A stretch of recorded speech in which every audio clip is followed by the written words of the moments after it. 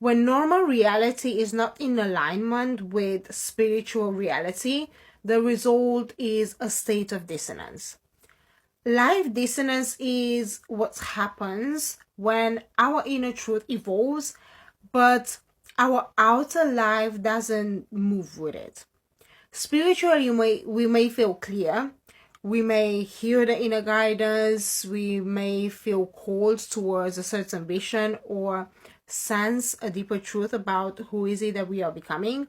But then in daily life, we keep moving in the same old patterns. This creates tension in the system. It creates mental tension, emotional tension, and physical tension. And now here's a part that is often misunderstood. Alignment doesn't only happen by thinking differently.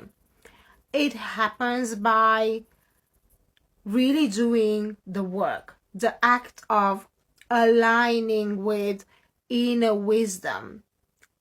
That act is not passive, it's active. It's the process of manifesting our vision through lived choices. And this act of doing creates something very important, which is inner heat. Across many traditions, this inner heat has been described in different ways with different names. It has been called the sacred fire, the fire of Shiva, the alchemical furnace, or transformative inner heat. Different names, but it's the same principle basically. This is not emotional intensity or mental strain. True inner heat is a transformative heat. It arises when truth is embodied, when insight moves into action, when inner knowing reshapes completely how we live, relate, and choose.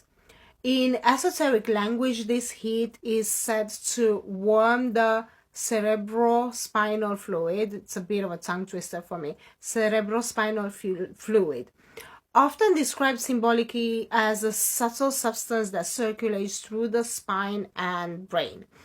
As the alignment deepens, traditions describe this fluid as becoming more lighter and more refined. Sometimes it's called a mist rising through an inner passageway.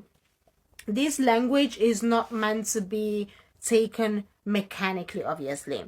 It describes a felt, lived process of integration and awakening, a warming, a refinement, a movement of upward through the system.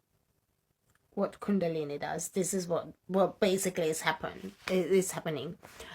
But what matters is this: when life and inner truth come into alignment, energy reorganizes. The nervous system starts to soften. Clarity starts to replace friction. And all the life dissonance starts to basically dissolve. Not because reality disappears, but because inner and outer reality are starting to speak the same language. Alignment is not a mystical escape.